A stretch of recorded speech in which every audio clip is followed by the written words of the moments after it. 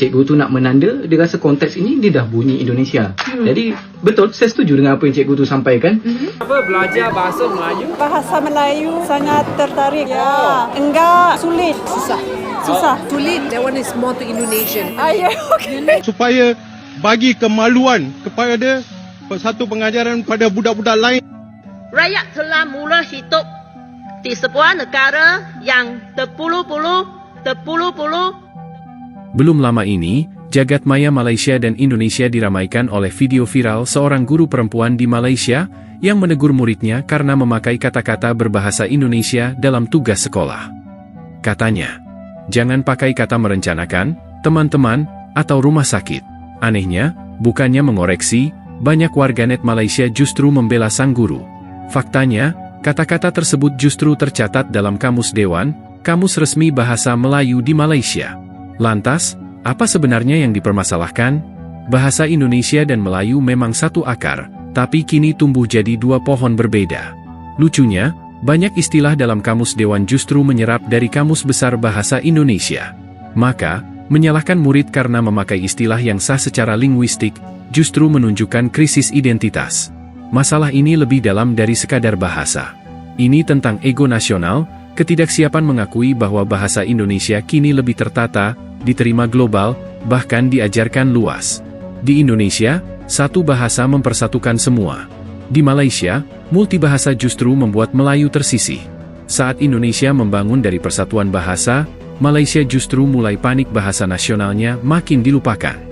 Masih ada tertarik? Masih ada teh-tarik sudah habis. Sudah habis? You speak Malay. Are you Malay? No, How do you speak Malay? How do you know? Sedang belajar. Belajar dekat mana? Sendiri. Sendiri? Puan dia belajar Malay sendiri. Dari Swiss. Ya, Kenapa belajar bahasa Melayu? bahasa Melayu sangat tertarik. Ya, enggak sulit. Susah. Sulit, that one is more to Indonesian. Ya, okay. You learn Indonesia. Ada yang cikgu jumpa berencana rumah sakit, teman. Memanglah dalam bahasa Melayu ada perkataan teman, tapi penggunaan yang lebih sesuai adalah kawan. Kami pergi bersekolah bersama kawan-kawan, bersama rakan-rakan, ni bersama teman-teman. Nampak sangatlah dia memang guna bahasa Indonesia. Banyak yang cikgu jumpa dalam kalangan awak ni. Apa? Kurang-kurang sikit tengok konten Indonesia tu. Jangan terbawa-bawa dalam cerita awak tu dengan bahasa Indonesia, salah. Lagi ramai nih di Malaysia, ada guru SD yang kesel karena muridnya itu nulis tugas pakai bahasa Indonesia. Udah pada dengar belum? Jadi kata-kata kayak merencanakan, berencana, rumah sakit, dan teman itu muncul tuh di lembar jawaban mereka. Guru bernama Aziza ini bilang, ini bukan tugas bahasa Indonesia, ini bahasa Melayu. Tolong jaga identiti bahasa kita. Ya, kurang lebih begitu tuh bahasanya. Katanya nih, gara-gara pengaruh konten di media sosial dari Indonesia yang sering ditonton anak-anak Malaysia. Fenomena ini nih ya, itu memicu perdebatan nih di kalangan warganet ya. Ada yang dukung guru tersebut demi pelestarian bahasa, tapi ada juga nih yang bilang anak-anak sekarang lebih kenal melakukan daripada melaksanakan. Karena nih tiap hari dia ya tahu aja kan anak-anak ya nonton YouTube ya, nonton YouTuber Indonesia.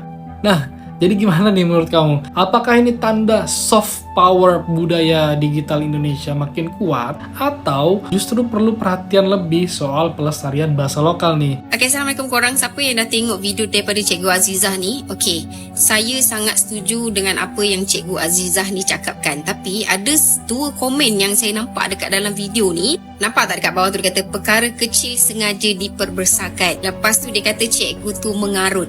Cikgu tu bukan mengarut. Video cikgu tu sangat membantu. Dia bagi teguran, dia bagi peringatan, dia perbetulkan supaya anak-anak ni tak buat kesilapan sewaktu jawab kertas peperiksaan bahasa Melayu. Biar diorang ingat, waktu jawab kertas soalan bahasa Melayu, kita kena gunakan bahasa Melayu standard. Saya dulu pun cikgu bahasa Melayu. Okay, walaupun saya ajar pra, tapi dekat pra pun kita dah ajar diorang sikit-sikit macam mana buat ayat yang ringkas menggunakan bahasa Melayu standard yang betul. Pada saya bukan tak boleh nak guna bahasa teman ke apa tu semua boleh, tapi tengok pada keadaan dan situasi, bukan dalam peperiksaan. Okay? Tak ada yang cikgu jumpa berencana rumah sakit. Nampak sangatlah dia memang guna bahasa Indonesia. Entah budak-budak zaman sekarang tengah menggunakan bahasa tu, itu bahasa Melayu kita sendiri. Contoh macam tadi perkataan teman tu. Teman itu, ya, cikgu tadi dah sebut, wujud dalam kamus dewan. Memang ada. Dan memang kita guna teman seperjuangan, kita tak guna kawan seperjuangan. Mungkin penggunaan konteks dia tu berbeza lah, sehinggalah cikgu tu nak menanda, dia rasa konteks ini dia dah bunyi Indonesia. Jadi betul, saya setuju dengan apa yang cikgu tu sampaikan.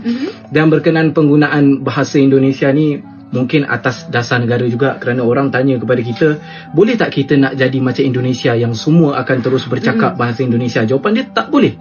Kita tak akan boleh buat rakyat kita semua ni bercakap bahasa Melayu. Saya cakap memang tak boleh. Sebab negara kita dibina atas dasar integrasi. Indonesia dibina atas dasar asimilasi. Bermakna siapa yang bukan orang Indonesia, kan, yang tak boleh bercakap bahasa Indonesia, mereka dipaksa.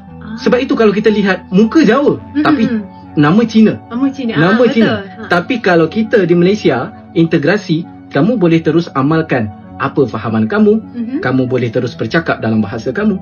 Kerana itu kita ada perbezaan itu, dan itulah pandangan saya.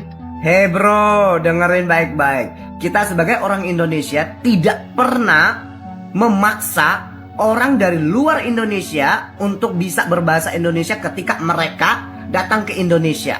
Ya, tidak pernah memaksa. Mereka bebas menggunakan bahasa mereka. Ya. Sedangkan kita yang asli orang Indonesia aja yang tinggal di daerah, kita sehari-hari aja menggunakan bahasa ibu atau bahasa daerah, bahasa sehari-hari kita. Tapi ketika kita di sekolah, kita diajarin bahasa Indonesia, tapi kita orang Indonesia. Kita orang Indonesia tinggal di daerah, tapi ketika kita pergi ke kota atau di luar dari daerah kita menggunakan bahasa Indonesia. Apalagi ketika kita ke luar negeri ketemu sesama Indonesia, bangga banget. Kita di Indonesia itu Bhinneka Tunggal Ika, paham? Di Indonesia juga ada kok orang-orang yang nggak bisa menggunakan bahasa Indonesia, seperti orang tua dulu. Karena mereka nggak sekolah, mereka keseringan menggunakan bahasa sehari-hari mereka atau bahasa daerah, akhirnya mereka nggak bisa bahasa Indonesia, tapi mereka mengerti. Ketika kita bicara bahasa Indonesia, mereka jawab dengan bahasa daerah mereka. Yang bikin Koko bingung tuh gini, kata abang ini, kalau di Malaysia itu kita nggak bisa membuat semua orang itu harus bisa berbahasa Malaysia. Tapi kenapa ribut gitu loh? Terus katanya mereka menerima perbedaan lah. Di Indonesia kita juga berbeda-beda, namanya juga Bhinneka Tunggal Ika, tapi kita tetap satu gitu loh. Kita semua bisa bahasa Indonesia. Kita bangga bisa bahasa Indonesia walaupun kita punya bahasa ibu atau bahasa sehari-hari, bahasa daerah. Supaya bagi kemaluan kepada satu pengajaran pada budak-budak lain. Rakyat telah mula hidup di sebuah negara yang terpuluh-puluh. Kami merasa amat. Kami merasa amat memalukan, telah memberi satu kemaluan kepada kami, di mana kami anak Selangor tidak dapat berjumpa dengan MB Selangor. Saya memandangkan hari bulan yang beramai-ramai datang ke Kuala Lumpur, saya sangat bangga dengan orang-orang Sabah dan juga segelintir orang Sarawak. Saya mendapati apabila menaikkan gaji, pension, banyak orang tidak dapat. Berkuba-kuba semangat, balik berkubu-kubu. Kubu pula. Dulu berkubu-kubu, kuba-kuba jadi kubu-kubu. So saya, tapi saya sangat bangga dengan orang Sabah yang begitu semangat. Walaupun gaji tidak naik, tebuklah sikit. Ya, betul. Terima kasih. Tebuk pun kena tanya. Kalau saya ada kuasa, saya akan kata anda tidak mampu berbahasa Melayu, sebenarnya anda tidak layak menjadi warga negara. Inilah saatnya bercermin, bukan menyalahkan. Bahasa seharusnya menyatukan, bukan memecah.